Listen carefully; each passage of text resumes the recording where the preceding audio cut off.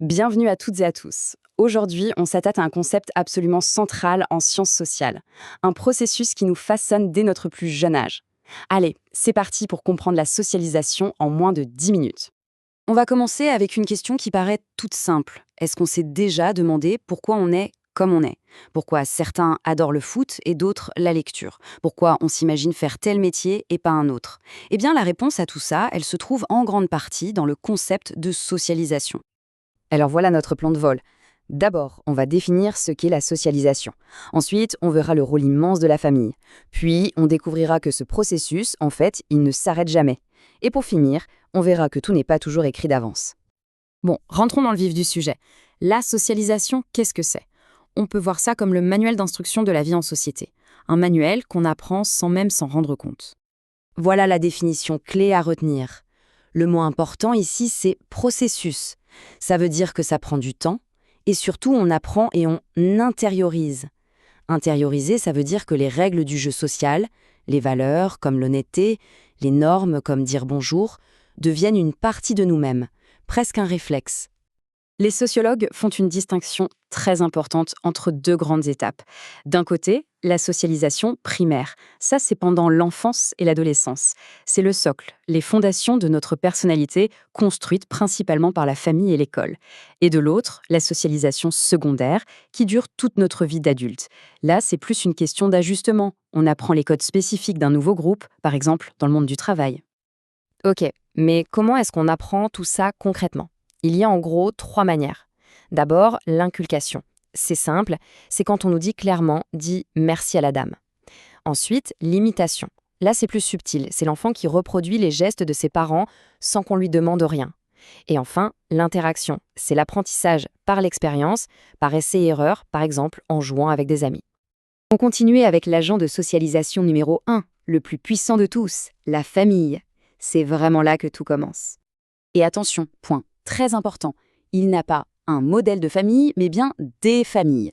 Que l'on grandisse dans une famille nombreuse ou pas, avec un ou deux parents, dans un milieu ouvrier ou cadre, tout ça, ça crée des environnements de départ très très différents.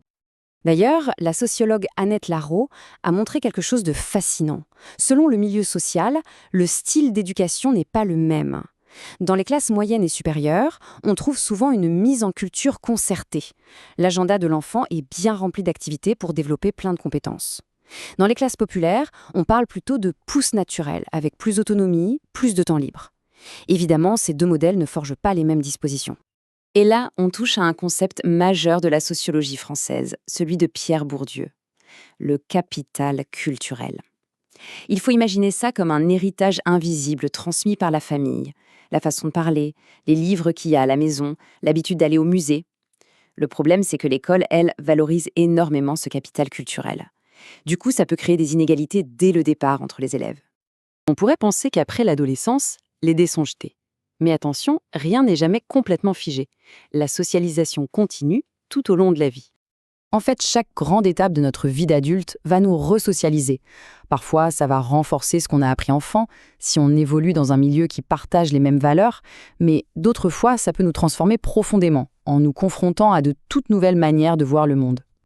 La socialisation professionnelle, c'est l'exemple parfait. Quand on commence un métier, on n'apprend pas seulement des gestes techniques. Devenir pompier, par exemple, c'est aussi apprendre un certain rapport au risque, une discipline de fer, un esprit de corps. Le métier nous façonne littéralement. Un autre lieu de socialisation très fort, et on y pense moins, c'est la vie de couple.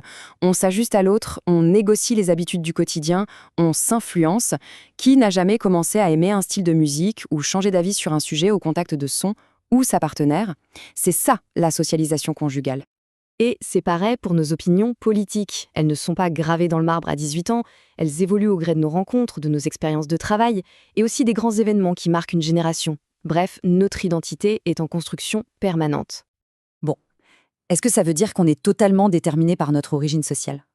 Si la sociologie montre bien des régularités, des tendances lourdes, elle s'intéresse aussi à ce qui sort de la norme, aux exceptions qui confirment la règle. C'est ce que l'on appelle une trajectoire improbable. Le terme est encore plus fort quand on parle de transfuge de classe. Ça désigne quelqu'un qui change radicalement de milieu social au cours de sa vie. Par exemple, qui passe d'un milieu populaire à un milieu intellectuel ou bourgeois. Alors, comment on explique ces parcours hors du commun? Ce n'est jamais un seul facteur. C'est souvent une combinaison de plusieurs choses.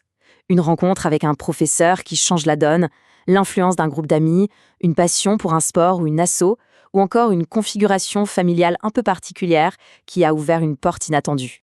L'exemple le plus connu et le plus éclairant en France, c'est bien sûr celui d'Annie Ernaux. Fille de petits commerçants en Normandie, elle a suivi une trajectoire scolaire exceptionnelle qui l'a menée jusqu'au prix Nobel de littérature. Cette phrase d'elle est extrêmement puissante. Elle montre bien toute la douleur et la complexité d'être un transfuge de classe. Ce n'est pas un parcours heureux et facile. C'est souvent vécu avec un sentiment de tiraillement, voire de trahison envers son milieu d'origine.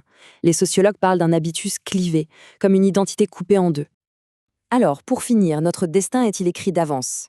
La socialisation nous montre que non, pas complètement, mais que notre point de départ pèse lourdement sur la suite du parcours. Elle montre aussi que la vie est faite d'une multitude d'expériences qui peuvent nous faire changer de cap. La réponse n'est donc ni un oui fataliste, ni un non naïf, et c'est justement toute la richesse de l'analyse sociologique.